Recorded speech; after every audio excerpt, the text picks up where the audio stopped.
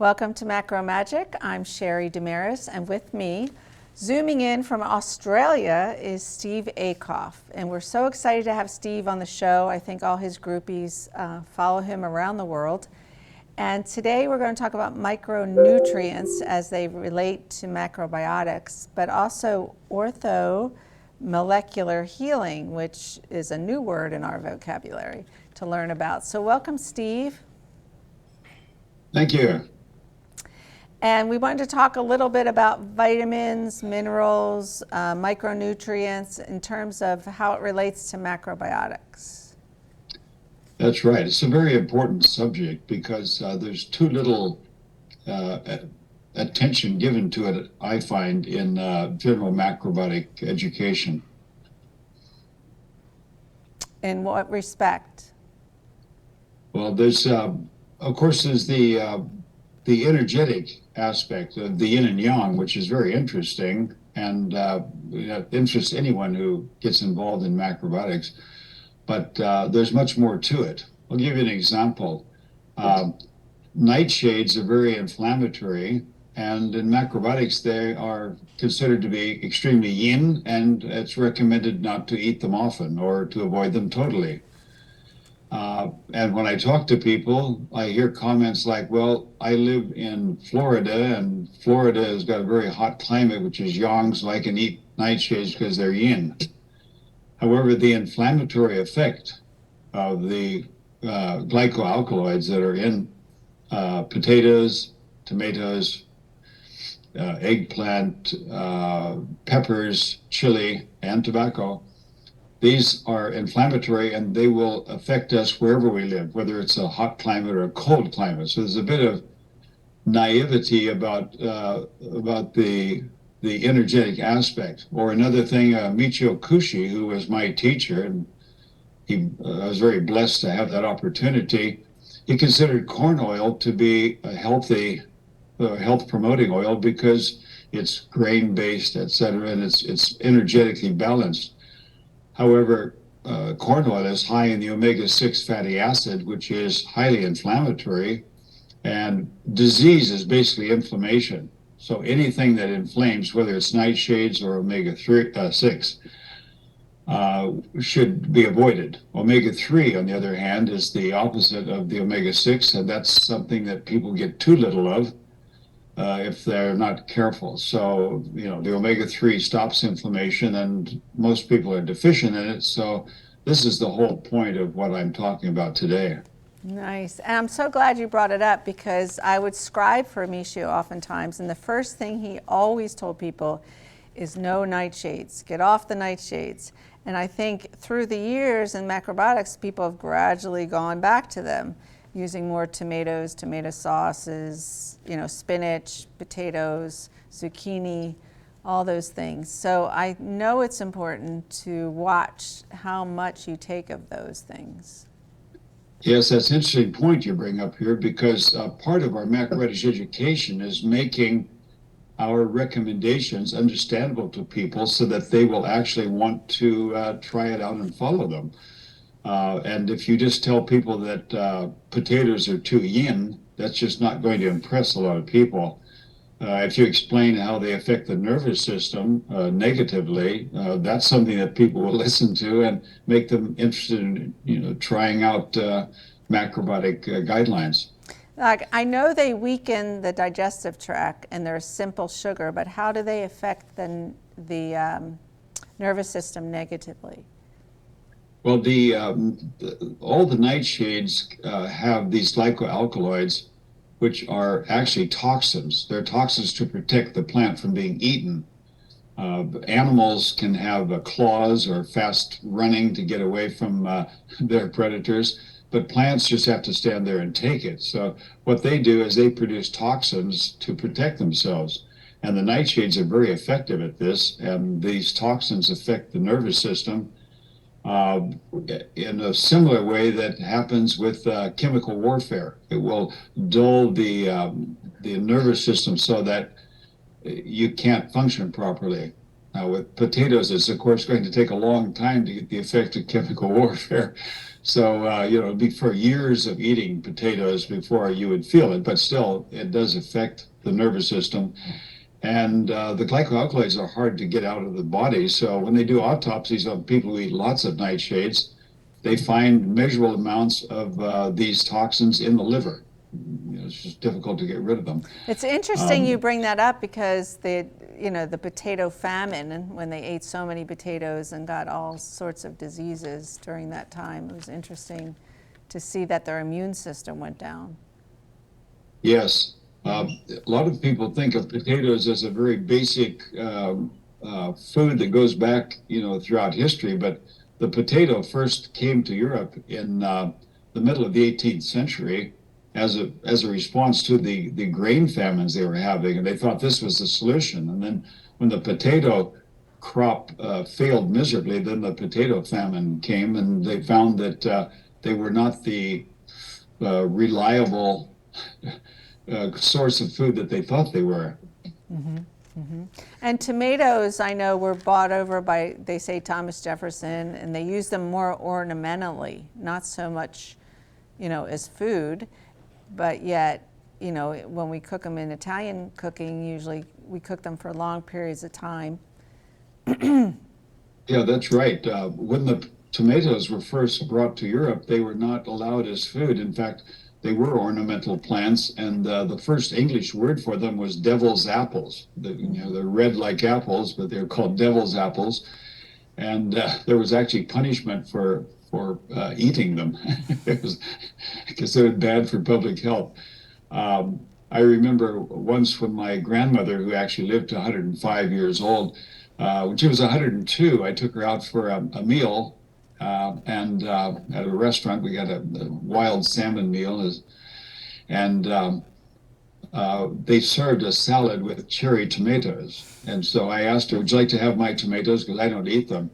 And she said, "Well, when I was young, many people had tomato plants in their gardens, but they were just ornamental plants." She said, "We thought they were toxic." And I said, "Well, they are toxic. That's why I don't eat them."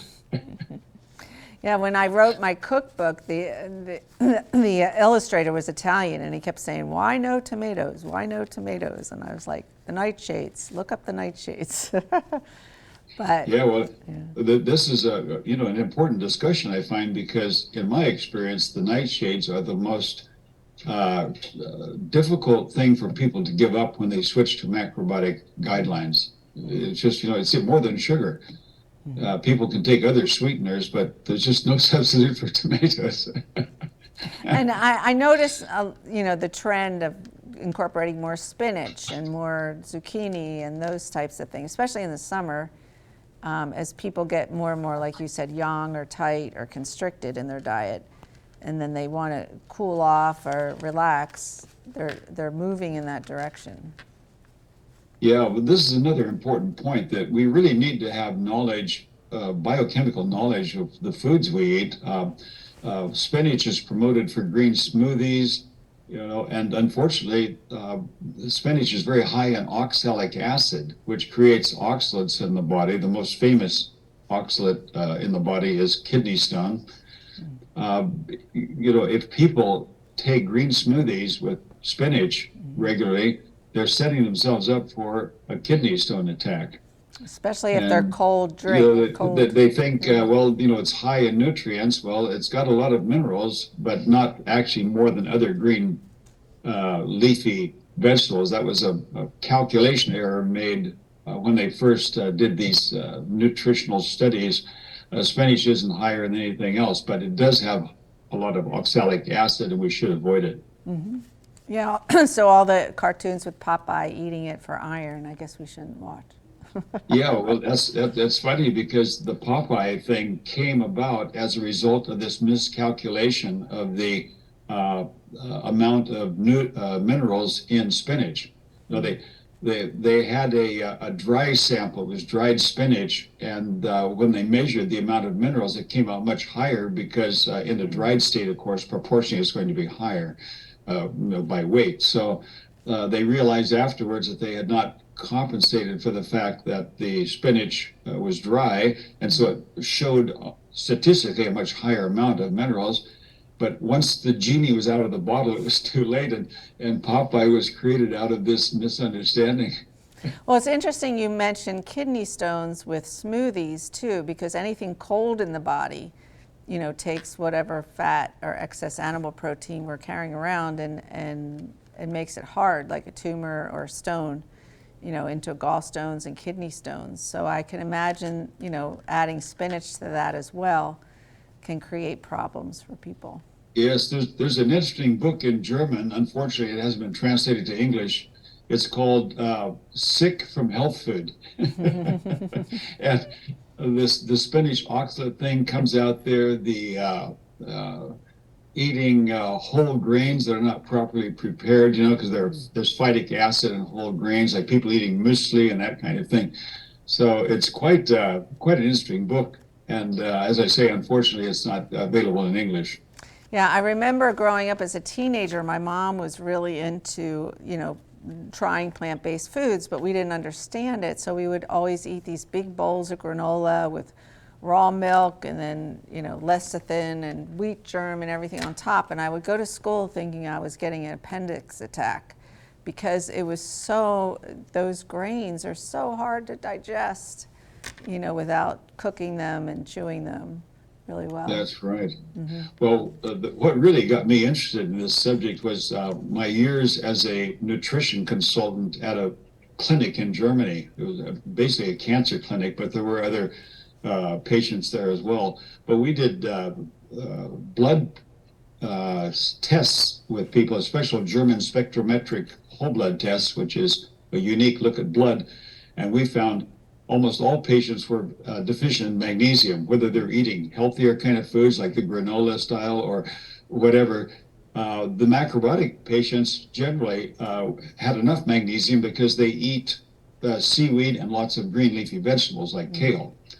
But almost everyone, like I say, between 95 and 98% of the patients had a magnesium deficiency. However, what wasn't so good for the macrobiotic patients was that their zinc levels were not much higher than you would find in the other patients. So zinc is something to think about. And, if you eat a good balanced macrobiotic regimen, you should be okay, but it's not an automatic thing. And then there's the other aspect is the things that will block zinc absorption, like phytic acid. So if you eat high phytic acid foods, which some grains are, but you don't prepare them properly, like soaking. If you soak grains, it will neutralize the phytic acid. Generally speaking, oats need a little help from vinegar, but if you have high phytic acid consumption, it will limit your zinc absorption. These are really important things to know. Nice. We're going to take a commercial break, Steve, and when we come back, we're going to learn more information from you about micronutrients.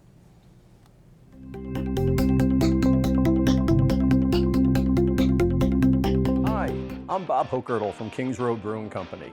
I'm here to tell you about a brand new show on RVN television called Cooking with the King. Each week, we're going to taste and sample some of the best beers the Kings Road Brewing Company has to offer. And we're going to talk to area chefs and restaurant owners as we pair our beer with their signature dishes. We're going to teach you how to cook and eat like a king. Cheers.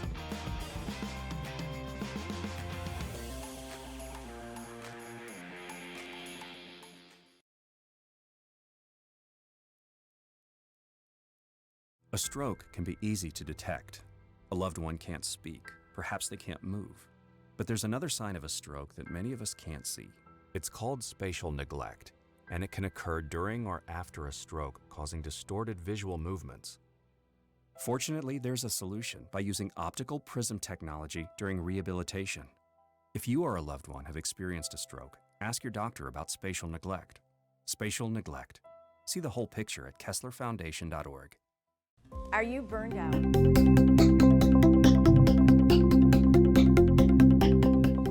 Welcome back to Macro Magic. I'm with Steve Acuff. We're zooming him in from Australia, and we're learning so much about nightshades and micronutrients. Steve, tell us a little bit about orthomolecular healing. Orthomolecular healing is a really exciting part of natural healing. What it means is working with substances that the body already knows. Like the body knows vitamin C, the body knows magnesium and zinc, vitamin D, but it doesn't know aspirin. So if you take an aspirin, you're challenging the body to deal with something that's toxic, and the liver has to detox it. Orthomolecular healing is giving larger amounts of things the body needs. So vitamin C is a good example. The Rorton Clinic in Kansas uses vitamin C in its cancer therapies. They take high dose IV vitamin C. That's orthomolecular healing. The Chinese with COVID patients were using 50,000 milligrams, 50 grams of vitamin C every day, and saving people from COVID death.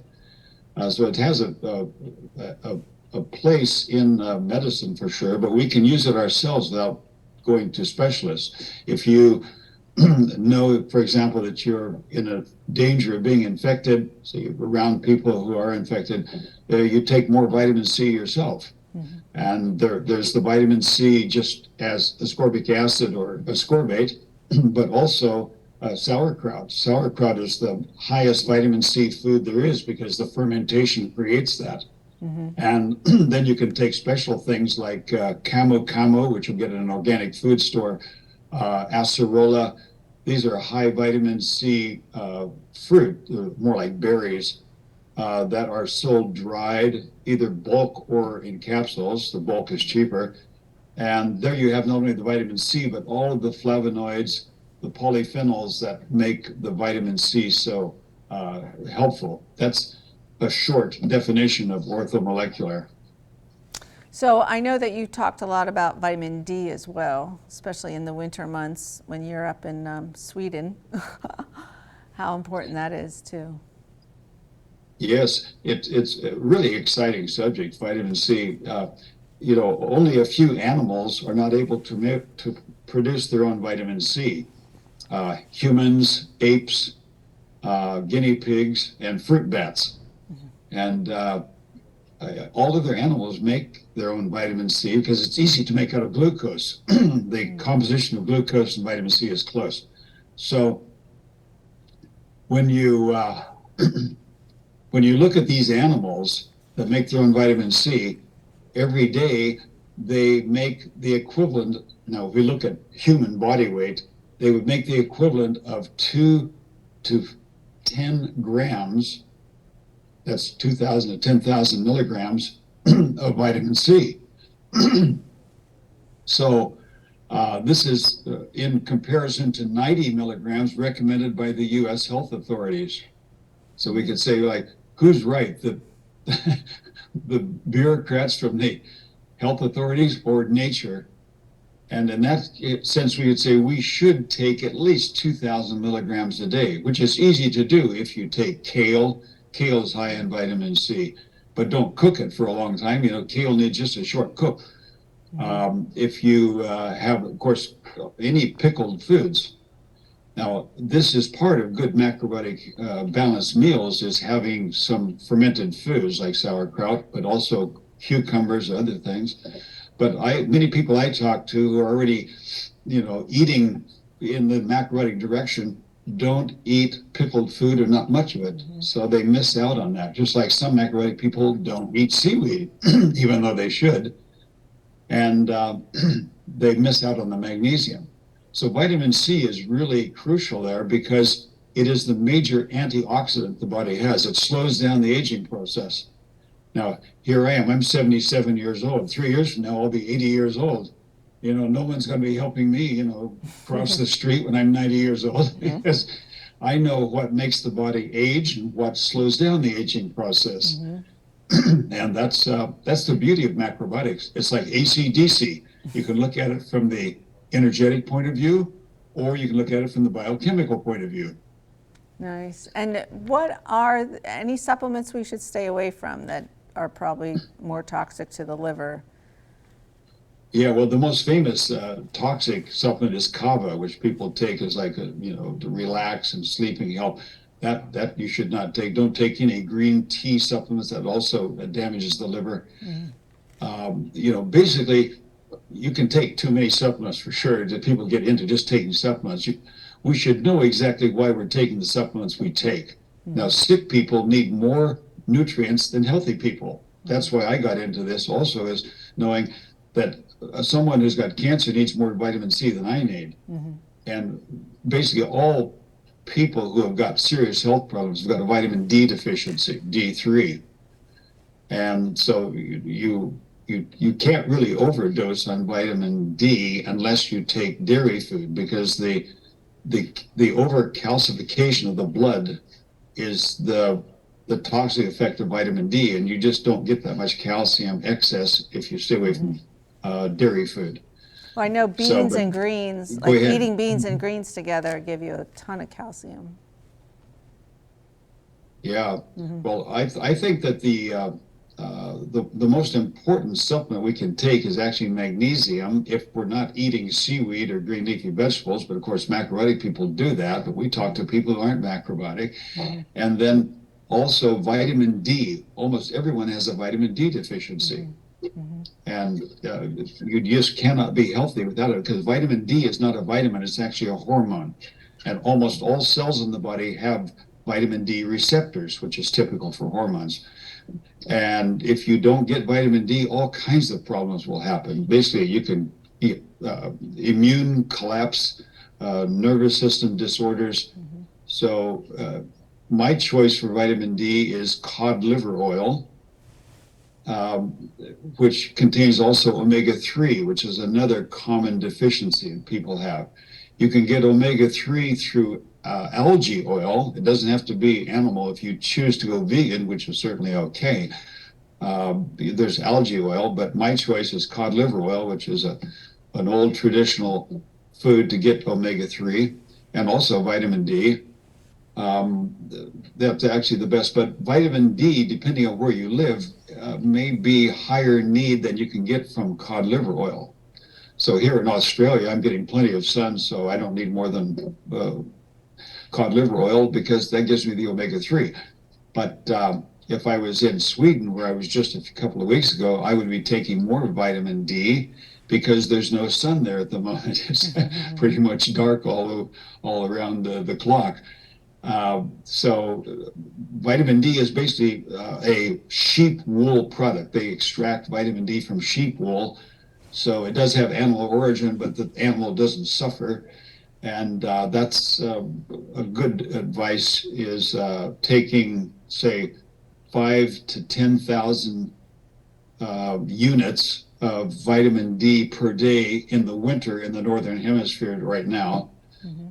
Which isn't as much as it sounds, because these units were created for experiments with mice. So it's like, a teaspoon, all these tens of thousands that we can get by sunbathing in the summer, wearing just swimmers and bikinis and that. We can get 20,000 units of vitamin D. So 5 to 10,000 is not as much as it sounds, but that would be wise for many people to do that. Can you overdose on vitamin D? Well, it's a very interesting subject. I find vitamin D, the overdose starts at about 40 to 50,000. So, and again, it's only going to be a problem then if you take dairy food, because you have the excess calcium in the body. Professor Coimbra in Brazil has cured 1,500 people of MS, multiple sclerosis, by using high vitamin D therapy. But that goes with his regularly checking them at those levels. And you are not allowed to have any dairy food at all if you do that, because at those levels, a calcium toxicity is guaranteed. But pretty impressive, having 1,500 healings of an illness that is basically uncurable. Yeah, I know. I work with some clients that have MS, as we do consultations in macrobiotics. So it's always really interesting to hear how they improve and why they improve. We basically try to heal the digestive tract first, and then keep the body warm, because oftentimes like the spine and everything gets stuck or frozen from all the cold ice creams and foods they've eaten. Yeah, see, this is an interesting point you bring up because I'm talking about the biochemical approach to MS, and then you come with the macrobiotic approach. And when you put those two together, you have a really good, strong therapy to deal with it. Steve, you want to share with us what you're doing now and where people can reach you if they want to reach out for a consultation or to purchase your book? I am available for consultations over Zoom if people don't happen to be in Melbourne, Australia, and which most people aren't. And just go through my website, stevenacuff.org, and you can contact me. It goes automatically to me, and we'll just set something up. Otherwise, I have my book, which is available. If you're in the U.S., a friend of mine sends it to anyone interested.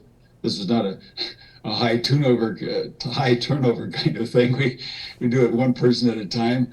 These kind of books don't sell a lot. You have to really be interested in the subject to want to go into something as, let's say, exotic as macrobiotics.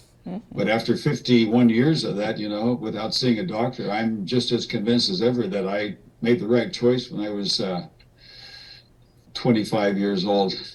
You're our role model, Steve. We expect you to live to like 110 years old. Yeah, I've got the right genetics there. My grandmother living to 105, and I've got macrobiotics on me. So I think I can, the body is actually made for 120 years. Nice. Professor Roy Walford of UCLA wrote a book called The 120-Year-Old Diet, and explains it very clearly. Well, thanks, Steve, for coming on again. We love seeing you and hearing all these important points about supplements and nightshades, which was really interesting. And thank you, viewers, for listening. Make sure to join us each week at our website and subscribe to our website, macromagic.com. And this is Sherry Damaris. We'll see you next time.